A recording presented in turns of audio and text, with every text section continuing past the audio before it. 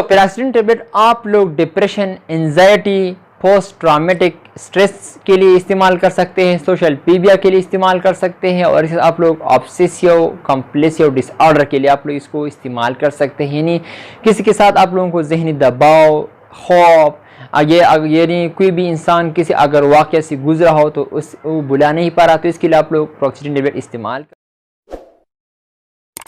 Subscribe करें medicine club को और मेडिसिन के हवाले से इंफॉर्मेशन हासिल करें।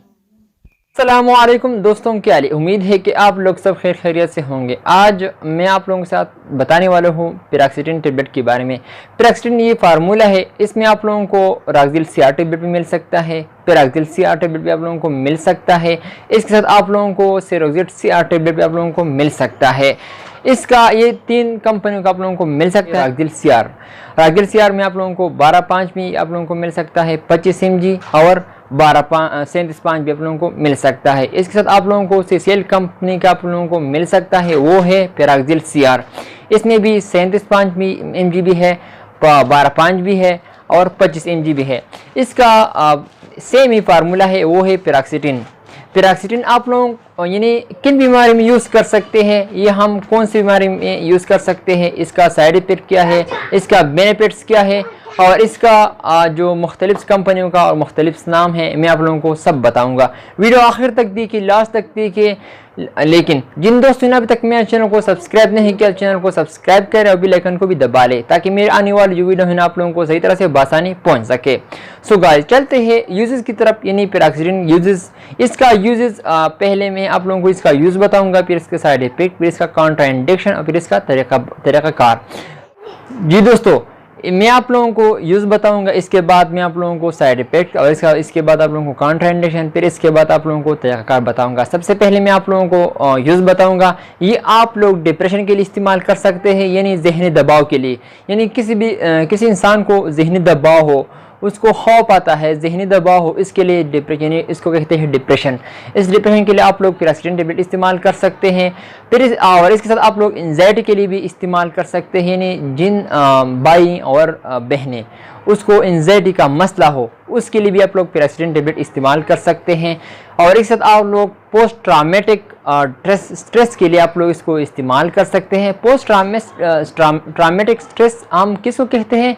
पोस्ट ट्रामेटिक स्ट्रेस हम अगर किसी की पर वाक़या गुजरा हो, यानी अगर किसी के सामने वाक़या हुआ हो और फिर इसको बुला नहीं पा रहा, तो इसके लिए ये पैरासिटामोल आप लोग इसको इस्तेमाल कर सकते हैं।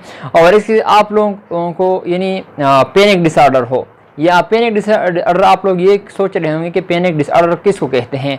पैनिक डिसऑर्डर यानी अगर किसी के साथ खौफ आता हो, या किसी के साथ आप लोगों को किसी के सामने अगर वाक़या हो, या किसी के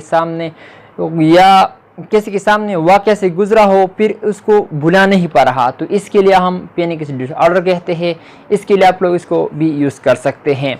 और सोशल फोबिया के लिए आप लोग इसको यूज़ कर सकते हैं, यानी माशरे में वो मेल फीमेल्स, यानी वो दूसरों के माशरे में दूसरों के साथ मिला नहीं रहे, यानी उसको साथ हाथ में नहीं मिला सकते, वो घबरा भी जाता है, वो खौफ भी हो जाता है, उसको खौफ भी होता है, तो इसको सोशल फोबिया कहते हैं। वो इसके लिए भी आप लोग इसको इस्तेमाल कर सकते हैं। और ऑब्सेसिव कंपल्सिव डिसऑर्डर के लिए भी आप लोग इसको यूज़ कर सकते हैं। यानी जब इंसान शक करता है किसी भी तरह, यानी जब वो कहता है कि मैंने ये सामान बैग में रख दिया, फिर वो 2 मिनट बाद ये सोच रहे हैं कि मैंने रख दिया या नहीं रख दिया, तो इसको कहते हैं शक। तो इसके लिए आप लोग इसको भी यानी इस्तेमाल कर सकते हैं। मैंने बता दिया कि आप लोग डिप्रेशन के लिए इस्तेमाल कर सकते हैं, एंजाइटी के लिए, पोस्ट ट्रॉमेटिक स्ट्रेस के लिए भी आप लोग इसको इस्तेमाल कर सकते हैं, पैनिक डिसऑर्डर के लिए भी आप लोग इसको इस्तेमाल कर सकते हैं, सोशल फोबिया के लिए भी आप लोग इसको इस्तेमाल कर सकते हैं, और ऑब्सेसिव कंपल्सिव डिसऑर्डर के लिए आप लोग इसको इस्तेमाल कर सकते हैं। जी दोस्तों, अब हम इसकी साइड इफेक्ट के बारे में बात करते हैं। इसका साइड इफेक्ट ये है कि आप लोगों को वीकनेस भी हो सकती है, डिजीनेस भी हो सकती है, वोमिटिंग भी हो सकती है, हेडेक भी हो सकती है, नाज़िया भी हो सकती है, और इसके साथ डायरिया भी हो सकता है। इसके साथ आप लोगों को हाई ब्लड प्रेशर भी हो सकता है। अगर आप लोगों को ये अलामात ज़ाहिर हुआ तो आप लोग डॉक्टर से ज़रूर मशवरा करें, फिर इसके बाद आप लोग इसको इस्तेमाल करें या बंद करें, फिर वो डॉक्टर आप लोगों को बताएगा। और अगर हम इसकी काउंटर इंडिकेशन के बारे में बात करें तो काउंटर इंडिकेशन आप लोगों को हार्ट फेलियर यानी हार्ट फेलियर जो पेशेंट है वो इस्तेमाल ना करें। इसके साथ प्रेगनेंसी में आप लोग इसको इस्तेमाल ना करें, प्रेगनेंसी में बिल्कुल सेफ नहीं है। इसके साथ आप लोगों को यानी किडनी डिजीज़ जो है आप लोगों को हो तो वो बिल्कुल इस्तेमाल ना करें, यानी किडनी पेशेंट भी इस्तेमाल ना करें, लीवर पेशेंट भी इस्तेमाल ना करें। इसके साथ कार्डियक डिजीज़ भी यानी कार्डियक पेशेंट भी वो बिल्कुल इस्तेमाल ना करें। और मैंने आप लोगों को बता दिया यूजेस, साइड इफ़ेक्ट और काउंटर इंडिकेशन। और हम अब इसकी तरीक़ा इस्तेमाल के बारे में बात करें कि हमें कौन सी टाइम पे लेना है, तो आप लोग एक गोली सुबह यानी सुबह नाश्ते के बाद आप लोग ले सकते हैं। आप लोग इसको नेट में नहीं ले सकते क्योंकि आप लोगों को ये खौफ भी यानी नींद भी दरल हो सकता है। तो आप लोग अगर आप लोगों को ये भी अच्छा हो कि आप लोग इसको सुबह नाश्ते के बाद इस्तेमाल करें तो हम लोगों के लिए बहुत अच्छा होगा।